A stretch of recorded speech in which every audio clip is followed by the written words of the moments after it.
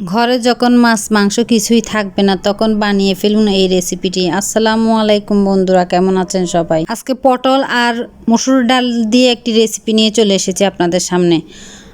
হয়তো অনেকে জানেন, তাও আমি কিভাবে করি সেটাই আপনাদের সাথে আজকে শেয়ার করব। আমি মসুর ডালটি আধা ঘন্টা ভিজিয়ে রেখেছিলাম পানি দিয়ে, তারপরে পাটায় বেটে নিলাম, রসুন আর কাঁচামরিচ সহ বেটে নিয়েছি।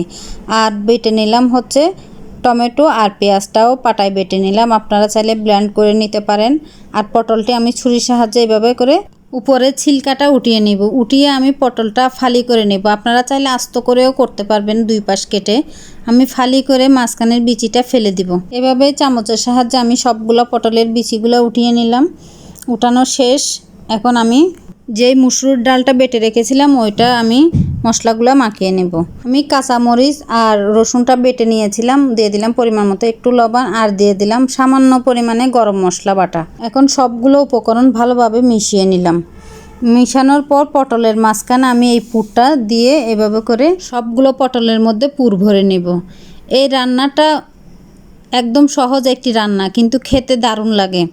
কেউ বুঝতেই পারবে না আপনি কি রান্না করেছেন। আমার সবগুলো পটলে পুর ভরা শেষ। এখন আমি চুলায় একটি কড়াই বসিয়ে দিলাম। কড়াইয়ে পরিমাণ মতো তেল দিয়ে আস্তে আস্তে করে আমি এই সবগুলো পটল ভেজে নিব।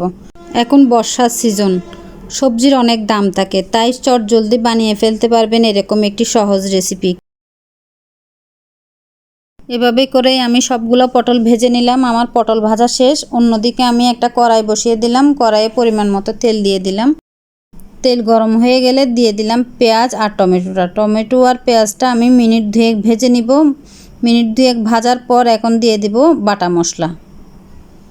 দিয়ে দিলাম জিরা বাটা, আদা বাটা, রসুন বাটা পরিমাণ মতো, আর দিয়ে দিব গরম মশলা বাটা 1 টেবিল চামচ পরিমাণ। গরম মশলাটা একটু বেশি করে দিলাম। আর দিয়ে দিলাম কাজু, কিশমিশ আর কাঠবাদাম বাটা 1 টেবিল চামচ পরিমাণ। বাটা মশলাটা মিনিট দুয়েক ভেজে নিলাম। ভাজার পর দিয়ে দিলাম পরিমাণ মতো হলুদের গুঁড়া, পরিমাণ মতো মরিচের গুঁড়া আর পরিমাণ মতো ধনিয়ার গুঁড়া। অল্প পরিমাণ পানি দিয়ে আমি মশলাটা ভালোভাবে কষিয়ে নেব, যেন মশলার গন্ধটা না থাকে। দিয়ে দিলাম পরিমাণ মতো লবণ দিয়ে আমি মশলাটা ভালোভাবে কষিয়ে নিলাম।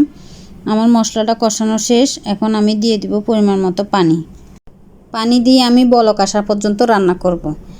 এই রান্নাটি আপনারা অনেকে হয়তো করতে পারেন, যারা করতে পারেন না বা যারা জানেন না তারা একবার হলো করে দেখবেন এর স্বাদ মুখে লেগে থাকার মতো। 5 মিনিট পর পানিতে বলক এসে গেছে। এখন আমি পটলগুলো দিয়ে দিব, দিয়ে আমি 10 মিনিট মতো এটি রান্না করব। 10 মিনিট পর দেখুন পানিটা অনেক টেনে গেছে। একটু ঝোল ঝোল অবস্থায় আমি নামিয়ে নেব। আমার এই রেসিপিটি যদি ভালো লেগে থাকে লাইক কমেন্ট শেয়ার করে পাশে থাকবেন। সবাই ভালো থাকবেন, সুস্থ থাকবেন, আর বাসায় একবার হলো বানিয়ে দেখবেন খেতে দারুণ লাগে। আল্লাহ হাফেজ। আসসালামু আলাইকুম।